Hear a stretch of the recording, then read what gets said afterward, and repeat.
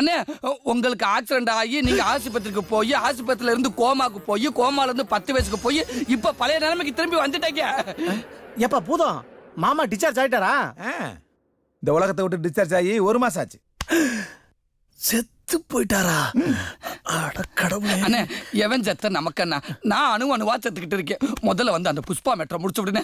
வானே. புஷ்பா மெட்ரோ இன்னும் முடியலையா? ஆமாண்ணே. அட என்னப்பா சொல்ற? ஒரு வார்த்தை என்கிட்ட சொல்லிருந்தீங்கன்னா முத வேலையா புஷ்பாவை நான் முடிச்சிருப்பேனப்பா. என்னத்த? அட பேசி முடிச்சிருப்பேன்னு சொல்ல வந்தேப்பா. எப்படியோ வந்து முடிச்சு விட்டா போதும். வாங்கண்ணே வாங்கண்ணே.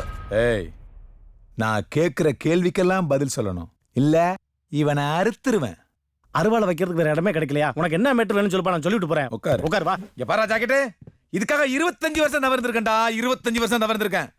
உன் நாட்கள தானே என் வாழ்க்கையே இருக்கு. கேட்கிற கேள்விக்கு கிறிஸ்டல் கிளியரா பதில் சொல்லு, புரியுதா? எதுக்கு இப்ப பூதம் கொந்தளிக்கிறான்? கேளுங்க.